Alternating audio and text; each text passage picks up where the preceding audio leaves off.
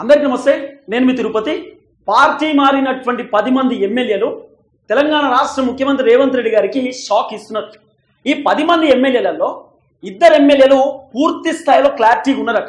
ఆ క్లారిటీ ఏంటంటే, ఇప్పటికిప్పుడు ఉప ఎన్నికలు వస్తే, ఒకవేళ సుప్రీంకోర్టు తీర్పు రిజర్వ్లో పెట్టింది కాబట్టి తీర్పు కనుక ఇస్తే, ఈ పార్టీ ఎమ్మెల్యేలను డిస్క్వాలిఫై చేస్తే రేపు మా పరిస్థితి ఏంది, మా భవిష్యత్ కార్యాచరణ ఏంది, మేము పోటీ చేయాలన్నా వద్దా, మేము పోటీ చేస్తే గెలుస్తామా ఓడిపోతామా, కాంగ్రెస్ పార్టీ నుండి పోటీ చేస్తే మా భవిష్యత్ ఏంది, కాంగ్రెస్ పైన ఈడికే వ్యతిరేకత ఉన్నది, మరి ఈ వ్యతిరేకత మమ్మల్ని గెలిపిస్తుందా ఓడగొడుతుందా, ఇవన్నీ కూడా పార్టీ మారినటువంటి 10 మంది ఎమ్మెల్యేలు ఆలోచనలు పడ్డరట.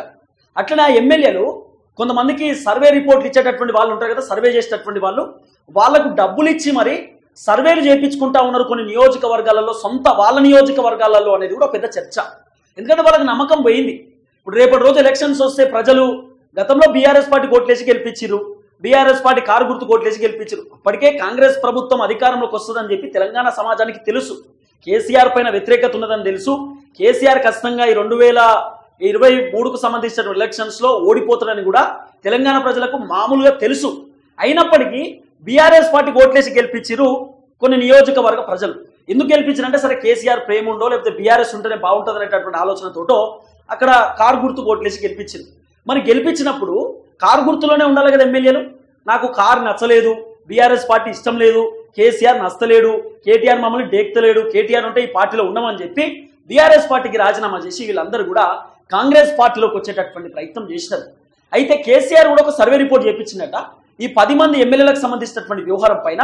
అంటే రేపటి రోజు ఈ 10 నియోజకవర్గాలలో ఉప ఎన్నికలు వస్తే బీఆర్ఎస్ పార్టీ గెలుస్తుందా కాంగ్రెస్ పార్టీ గెలుస్తుందా అని చెప్పి కేసీఆర్ కూడా ఒక సర్వే రిపోర్ట్ తీపించేటటువంటి కార్యక్రమం చేసిందట. కేసీఆర్ సర్వే రిపోర్ట్ పక్కన పెట్టి అది వేరే టాపిక్ లో మనం డిస్కస్ చేసుకుందాం కేసీఆర్ గురించి. అయితే పార్టీ మారినటువంటి 10 మంది ఎమ్మెల్యేలు వాళ్ళ నియోజకవర్గాలలో సర్వేలు చేయించుకుంటారు.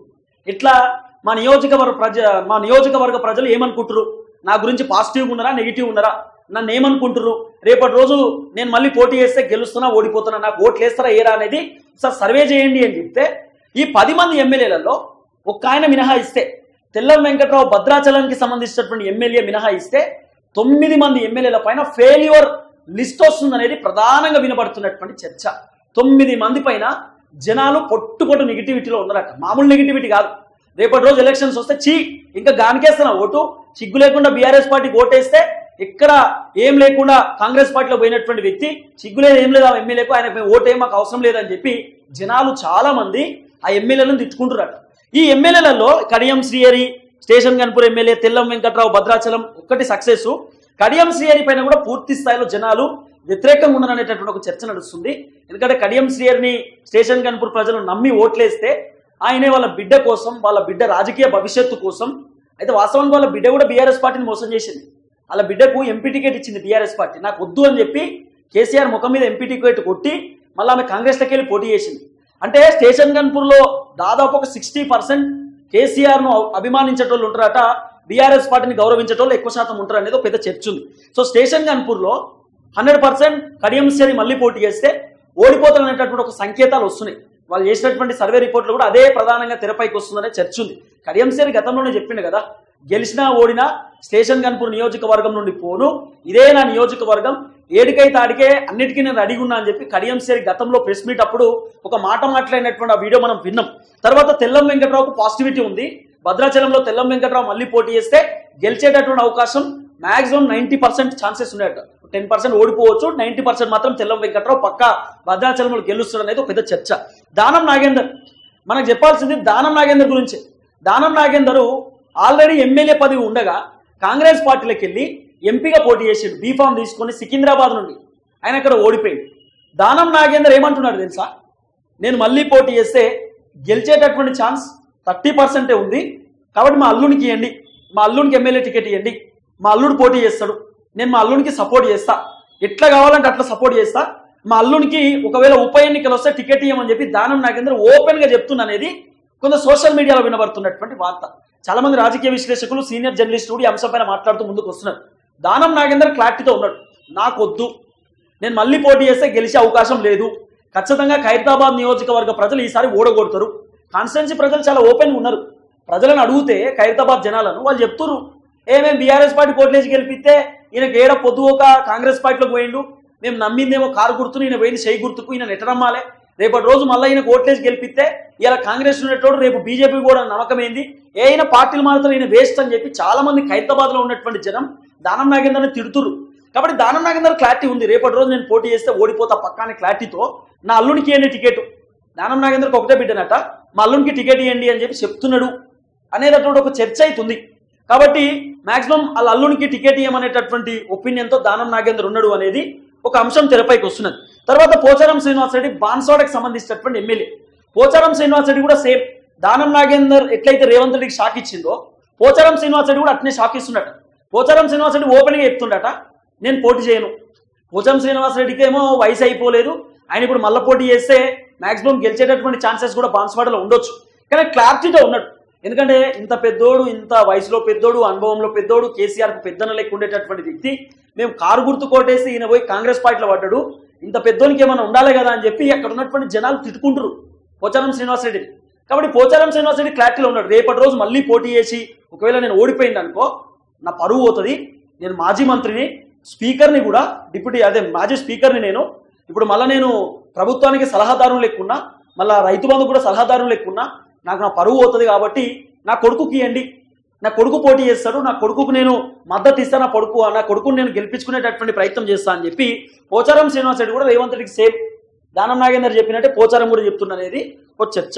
తర్వాత అరకెపూడి గాంధీ షేర్లింగంపల్లికి సంబంధించిన వ్యక్తి.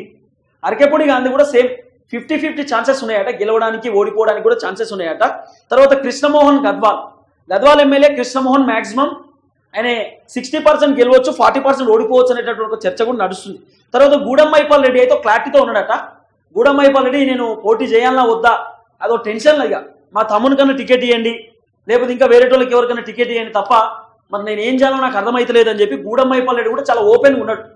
గూడెం మైపాల్ రెడ్డి ఆయన ఆల్రెడీ కాంగ్రెస్ పార్టీని దౌడాలో పార్టీ అని తిట్టినాక కూడా గూడెం మైపాల్ రెడ్డి బాధ ఏంటంటే రేపటి రోజు కాంగ్రెస్ పార్టీ నాకు టికెట్ ఇస్తే ఇక్కడ ఉన్నటువంటి కాంగ్రెస్ పార్టీ లోకల్ లీడర్ కాకా శ్రీనివాస్ గౌడ్ నాకు అసలు సపోర్ట్ చేస్తాడా, ఆయన సపోర్ట్ చేయకపోతే నా పరిస్థితి ఏంది, మళ్ళీ అదే కాంగ్రెస్ లో ఉన్నటువంటి నీలం మధు ముద్రాజ్ ఉన్నాడు, ఆయన నాకు సపోర్ట్ చేస్తారా, కాటా నీలం ఇద్దరు కలిసి అనుకో నా దుకాణం బంద్ అవుతుంది, ఇక నేను ఏం చేయాలనేటటువంటి ఆలోచనతోటి ఈ గూడెం మైపాల్ రెడ్డి కూడా చెప్తున్నట్ట, నా ప్లేస్ లో నేను వేరే వాళ్ళకి మద్దతు ఇస్తా, వేరే వాళ్ళకి టికెట్ ఇవ్వండి, వాళ్ళని నేను గెలిపించుకునే ప్రయత్నం చేస్తా అని చెప్పి గూడెం కూడా ముఖ్యమంత్రి రేవంత్ రెడ్డి గారికి షాక్ ఇస్తున్నాడు అనేది పెద్ద చర్చ ఉంది. వీళ్ళందరూ కూడా ఇంటర్నల్ గా చెప్తున్నట్ట, మేము పోటీ చేయం, ఒకవేళ ఉప ఎన్నికలు వస్తే వేరే వాళ్ళకి టికెట్ ఇవ్వండి, అంటే మా వాళ్ళకి టికెట్ ఇవ్వండి, మా కుటుంబ సభ్యులకు నేను గెలిపించుకుంటాం, మేమే ఉంటాం, వెనకాల మొత్తం బ్యాక్ అండ్ స్టెప్ మేమే తీసుకుంటాం అని కూడా చెప్తున్నట్ట. తర్వాత కాళ యాదయ్య చేవేళ్లకు సంబంధించినటువంటి ఎమ్మెల్యే మీకు తెలుసు, కాళ యాదయ్య 50-50 ఛాన్సెస్ ఉంటాయి. తర్వాత ప్రకాష్ గౌడ్ రాజేంద్ర నగర్ కి సంబంధించినటువంటి ఎమ్మెల్యే మీ అందరికి తెలుసు, ప్రకాష్ గౌడ్ కూడా ఆయన ఢిల్లీ దాకా పోయిండు, 7 దాకా పోయినా కూడా మాక్సిమం చాలా తక్కువ ఛాన్సెస్ ఉంటాయి ప్రకాష్ గౌడ్ కూడా గెలవడానికి.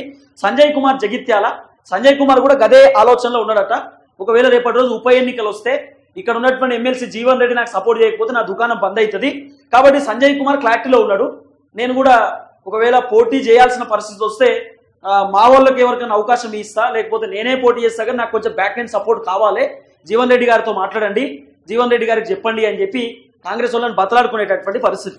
ఈ 10 మంది ఎమ్మెల్యేలలో 3 క్లారిటీలో ఉన్నారు, ఒకటి గూడెం మైపాల్ రెడ్డి, దానం నాగేందర్, పోచారం శ్రీనివాస్ రెడ్డి. మేము పోటీ చేస్తే ఓడిపోతాం అనే క్లారిటీలో మాత్రం పక్కా వాళ్ళు ఉంటారు, మా కుటుంబ సభ్యులకు ఇవ్వండి లేదా ఇంకోటి అనేటటువంటి ఆలోచనలో మాత్రం ఈ 3 ఎమ్మెల్యేలు ప్రధానంగా కనబడుతున్నారు. కాబట్టి రేవంత్ రెడ్డి గారికి కాంగ్రెస్ పార్టీకి సంబంధించిన ఈ 3 ఎమ్మెల్యేలు షాక్ ఇవ్వబోతున్నారనే చర్చ ఉంది. ఇప్పుడు కోర్టు తీర్పు రిజర్వ్ లో ఉంది, కోర్టు తీర్పు ఎట్లనే రావచ్చు, మరి ఏ విధంగా రావచ్చు చెప్పలేము, కానీ వీళ్ళైతే క్లారిటీలో ఉన్నట్టు ఆల్రెడీ వీళ్ళు సర్వేలు కూడా చూపిస్తున్నారట. కొంతమంది సర్వేలు చాణక్య స్టాటిస్ అవి ఉంటాయి కదా, బేసిక్గా సర్వేలు ఉంటాయి కదా, నేను చాణక్య అని చెప్తలేను, నా నోటుకొచ్చిందని చెప్తున్న సర్వేలు చాలా పొలిటికల్ స్ట్రాటజీస్కి సంబంధించిన సర్వేలు ఉన్నాయి. ఆ సర్వేలకు సంబంధించినటువంటి అంశంలో రిపోర్ట్ తెప్పించుకుని వాళ్ళ రిపోర్ట్ని వాళ్ళే పరిశీలన చేసుకుంటున్నారు అసలు ఏంది మన పరిస్థితి అని చెప్పి. కాబట్టి ఎమ్మెల్యేలు క్లారిటీలో ఉన్నారు, రేపటి రోజు పోటీ చేస్తే ఓడిపోతాం, వేరే ఆప్షన్ లేదనేటటువంటి క్లారిటీలో ఉన్నారు అనేది ప్రధానంగా సోషల్ మీడియాలో వినబడుతున్నటువంటి వార్త. చూద్దాం ఏం జరగబోతుంది. మరి ఈ 3 ఎమ్మెల్యేలు మేమైతే పోటీ చేయమనేటటువంటి ఆలోచనలో ఉన్నారు, మరి వాళ్ళ కుటుంబ సభ్యులకు టికెట్ ఇవ్వమంటారు ఉప ఎన్నికలు వస్తే. ఇప్పుడు ఖైరతాబాద్ లో విజయారెడ్డి సపోర్ట్ చేస్తుందా దానం నాగేందర్ అనేది పెద్ద క్వశ్చన్ మార్క్. విజయారెడ్డి కూడా కాంగ్రెస్ పార్టీ లీడరు, ఆమె సపోర్ట్ చేయకపోయినా దానం నాగేందర్ దుకాణం బంద్ అవుతుంది. ఇక పోచారం శ్రీనివాస్ రెడ్డి పైన అక్కడ ఉన్నటువంటి కాంగ్రెస్ పార్టీ లోకల్ లీడర్లు ఎట్లయినా వాళ్ళు పాజిటివ్గా ఉన్నారు, ఎందుకంటే రేవంత్ రెడ్డికి దగ్గర ఉండేటటువంటి వ్యక్తులు కాబట్టి పోచారంకి ఇబ్బంది కాకపోవచ్చు, కానీ పోచారం రెడీ లేడు పోటీ చేయడానికి. మా కొడుకుకి ఇవ్వండి టికెట్ అని చెప్తున్నట. నా కొడుకు కూడా రాజకీయ భవిష్యత్తు ఇంపార్టెంటే కదా, రేపటి రోజు అయ్యా నేను ఆల్రెడీ నా వయసు అయిపోయింది, నేను రిటైర్మెంట్ తీసుకునేటటువంటి ఏజ్ వచ్చింది, నా కొడుకుకి ఇక మీరు ఎమ్మెల్యే టికెట్ ఇస్తే నా కొడుకు ఫామ్లోకి వస్తాడు, నా కొడుకు నేను లేనటువంటి లోటు తీరుస్తాడు అనేటటువంటి ఆలోచనతోటి పోచారం శ్రీనివాసరెడ్డి నా కొడుకుకి ఏమని ఏదో చెప్తున్నాను, ఏదో చర్చ అవుతుంది.